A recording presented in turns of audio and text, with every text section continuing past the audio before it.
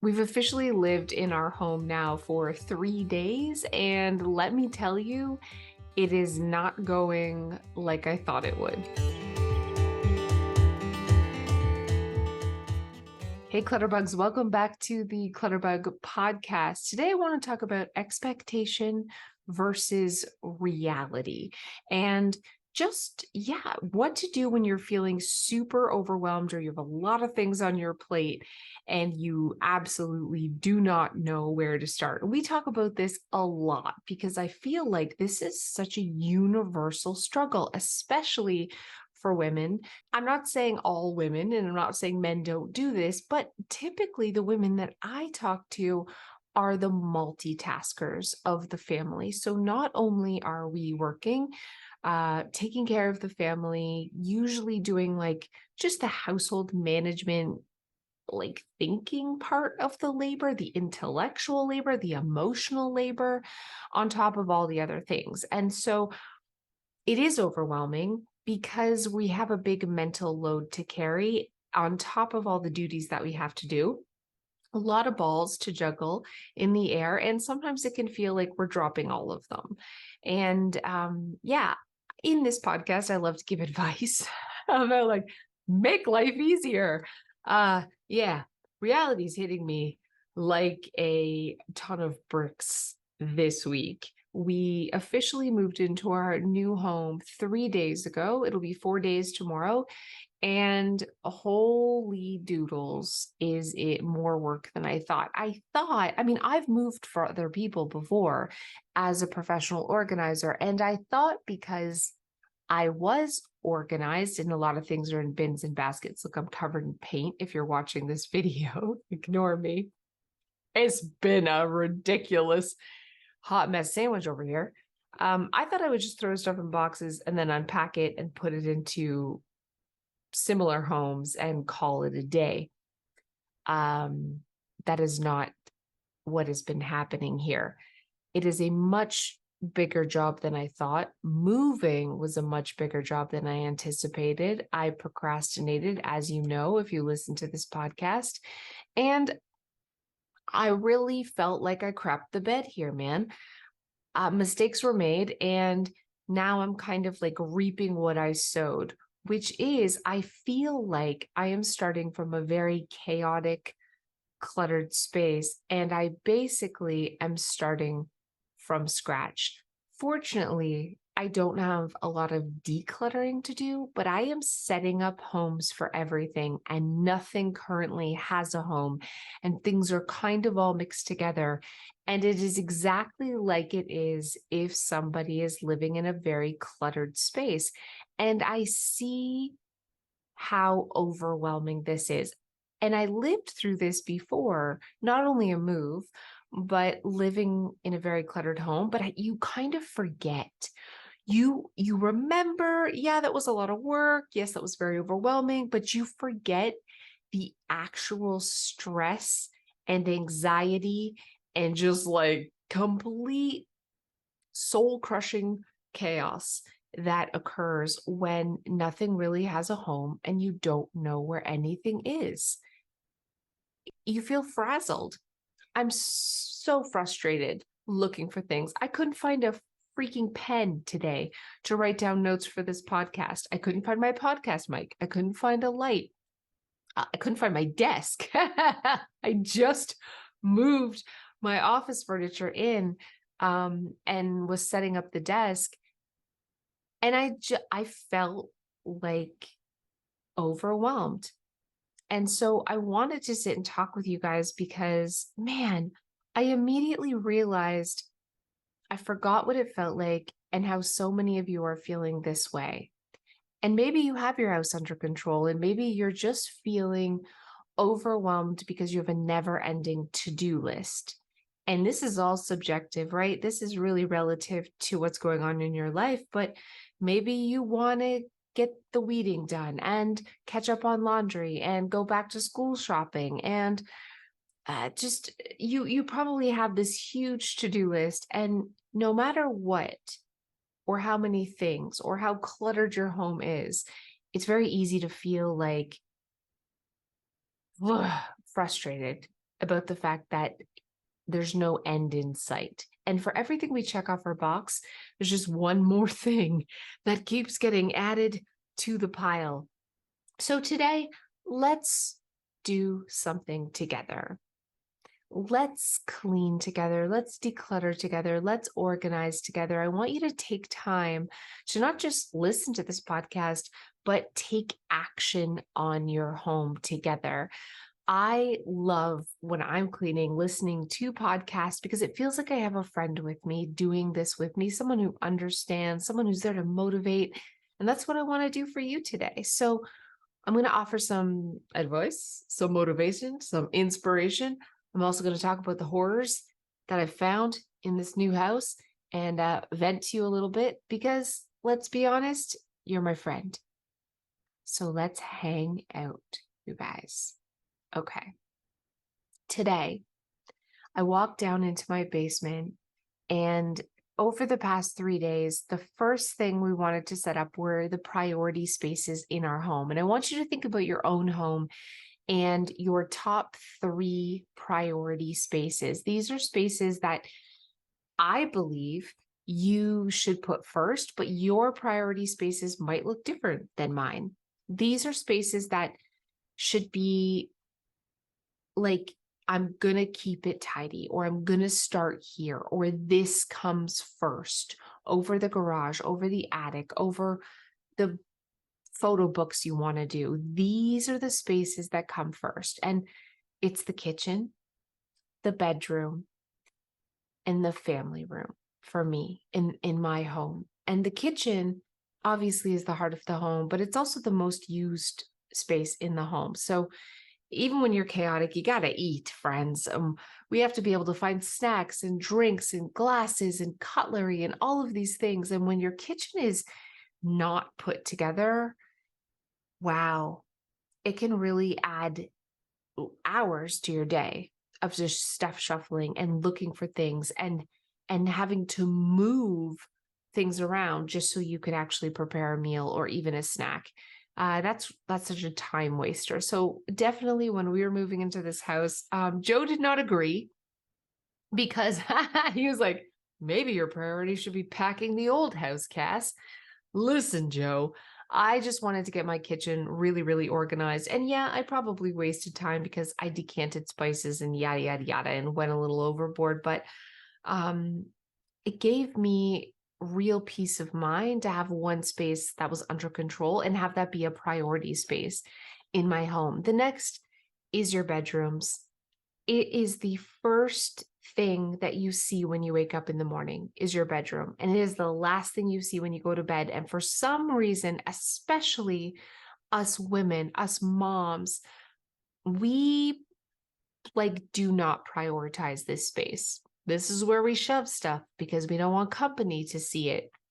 It feels like a kick in the pants. It feels like this is an afterthought because it's more important that the house looks good for guests than it feels good for you. And the master bedroom is about a space that feels good for you. It's just for you. And it's your sanctuary from the world. So it shouldn't be cluttered and it shouldn't have things that you're hiding in there. I would rather that you hide them anywhere else than in your bedroom, because you need this for your soul, for your peace of mind, for your happiness. You deserve this. It should feel like your whole house could be just like a dumpster fire, but you go into your bedroom and you think, you release all that tension. And we need that to have a good night's sleep. And we need to wake up to that to have a really good start for the day. And the last room is the family room, mostly because, listen, because family spends time together, but also people see this room. This is the room you're going to entertain. And it was important for me because we've had a bunch of people come over to see the new house. And I want to have one space that is clean enough to have a guest over in. And these 3 spaces, I feel like if you focus on these first, you're going to be way ahead. You're gonna like at least feel way ahead. You're going to feel like you got it together. You know what I mean, friends? And so that's what I've been really focusing on, which means the office and the basement is where we've chucked everything that hasn't belonged.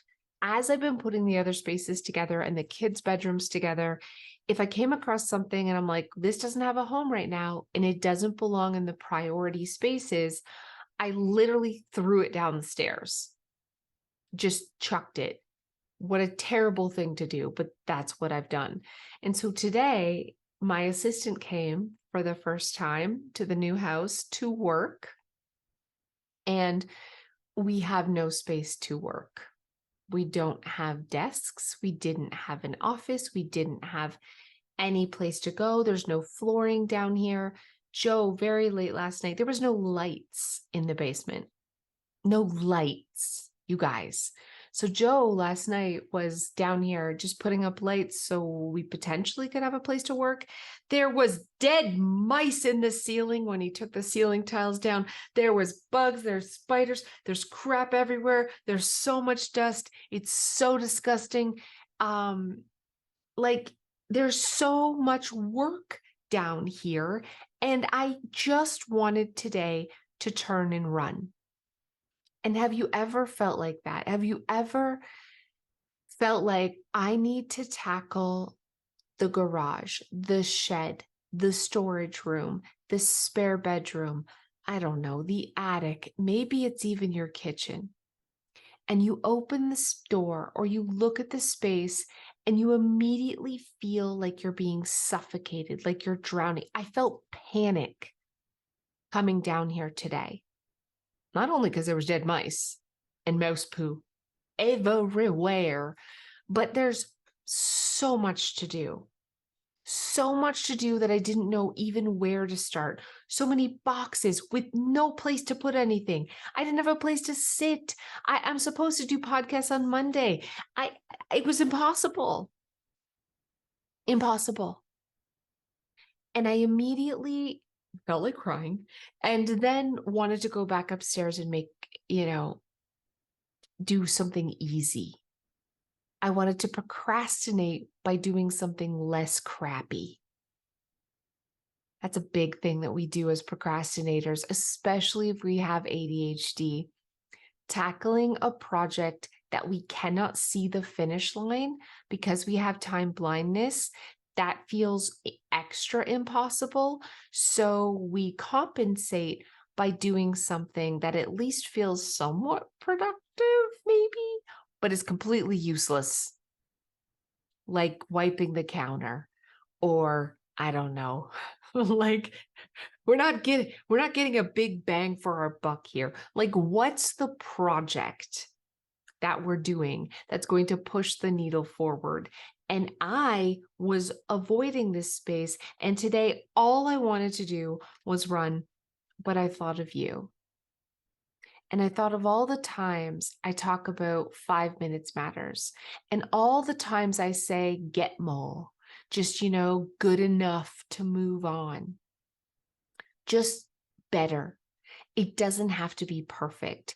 And so my goal today, this morning, when I came down to the space and I wanted to cry, and Emily was here and we had no place to work, I said to Emily, let's see the power of an hour.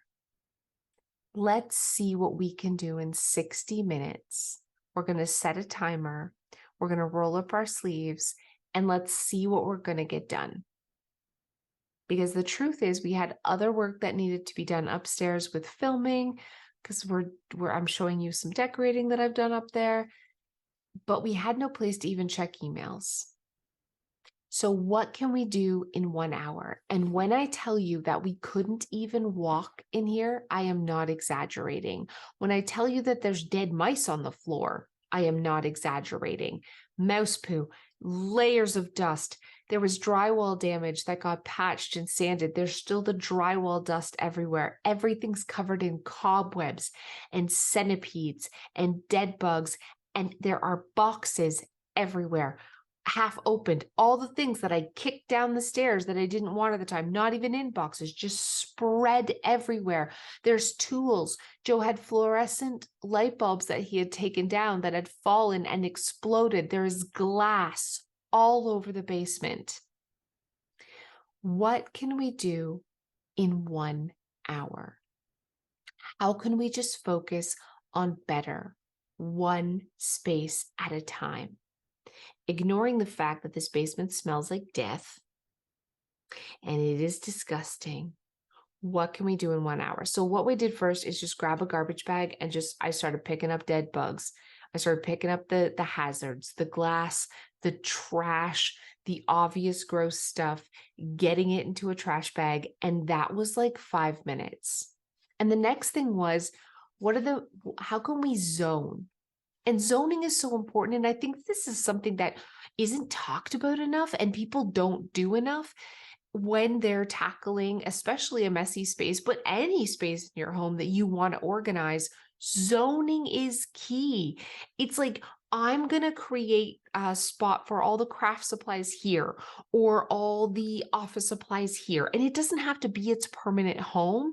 We just have to gather all those like items and put them where we think they should go or close by to where they should go. We're zoning. So I zoned this basement. I moved furniture into the rooms that it should go into. I dragged boxes into the rooms they should go into. I put them in closets, until I can unpack later. I just zoned. And that was like a half an hour. And it instantly felt like, oh, I can walk in here. This isn't so bad. It made it feel less overwhelming. The next thing I did in this space, once I zoned and once I had like the gross stuff picked up, I probably should have cleaned. I did like a really speed vacuum, but I started to feel my motivation really waning. I started to feel like, what's the point? Yes, it's better, but I still had such a mountain to climb that I could feel like my ADHD kicking in. And so when I feel like this and I have a project, personally, like everybody's different, but I like to do something I enjoy, which is make something pretty.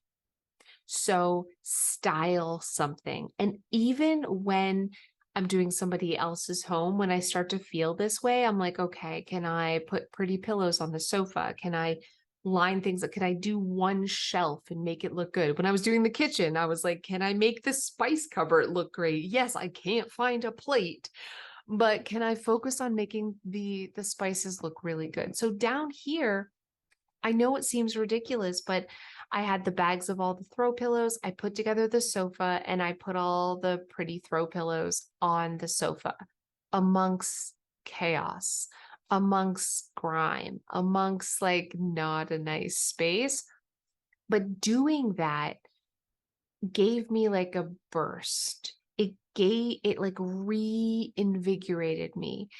I didn't stop and leave. I felt like I needed a break, but instead of leaving the room and going and doing something else, which I never would have come back, I did something fun in the space. I energized myself in the room. And my husband does not agree with me, but this is a technique that I've done for a really, really long time.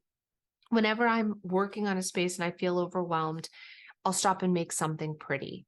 Even if it's like I make a little flower arrangement with flowers that I find, or I stack books nicely on a shelf and put them in rainbow colors, or the shelf that I did behind me here, my office is complete chaos. And yet I put plants on the shelf and I took time to put some candles and put some decor out, even though I'm not unpacked. And I know that feels like that should be the last thing that we do, and it isn't a priority. But I do this when I'm feeling that motivation slipping through my fingers, when I'm feeling that wind come out of my sails and I want to kind of take a break or leave the room or give up. I'm like, how can you still make progress in this space, but make it fun? Something you want to do, something you don't have to do, something that brings joy, right? but still pushing the needle forward. And when I see that little bit of like, oh, this looks good, I'm motivated to continue on to make the rest of the space look good too. And I've seen this work in other people's homes as well.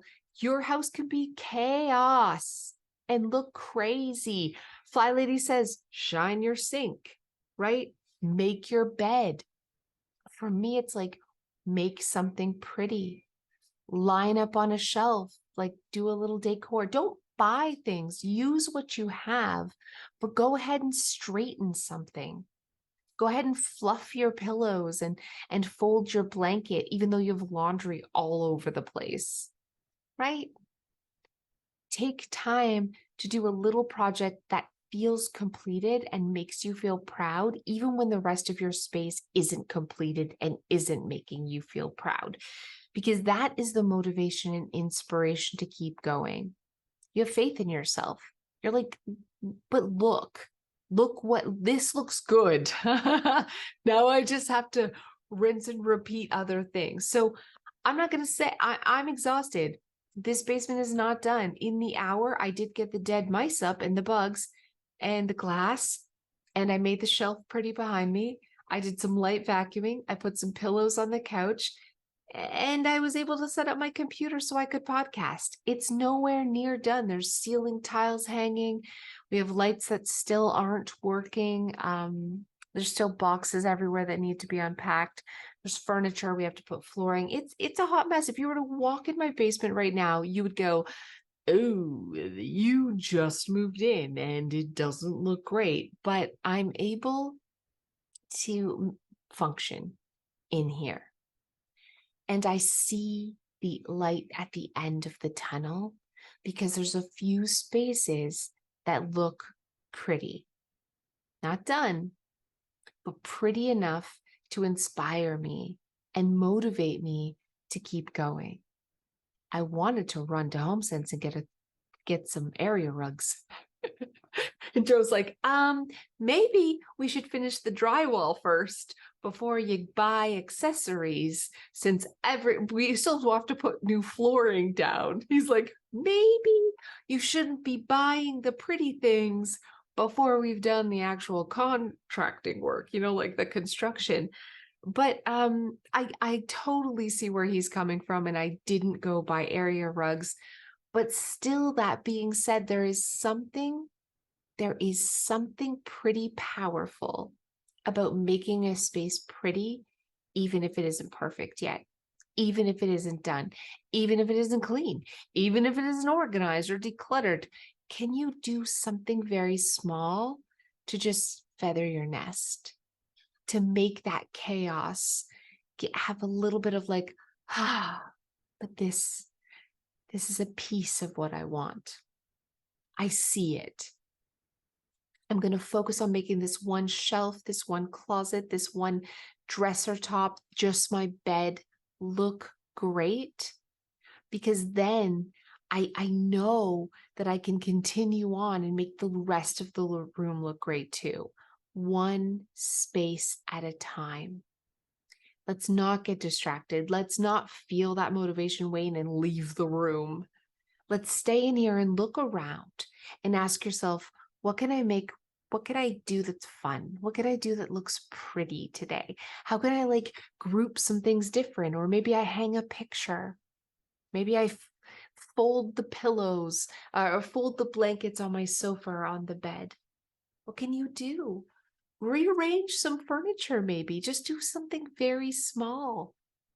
Do a little something with the I don't know, knickknacks on top of your dresser or your bedside tables or your, I don't know, somewhere in your living room. What can you do to just make the space feel prettier, to make the space feel a little loved, even amongst the disaster and the chaos?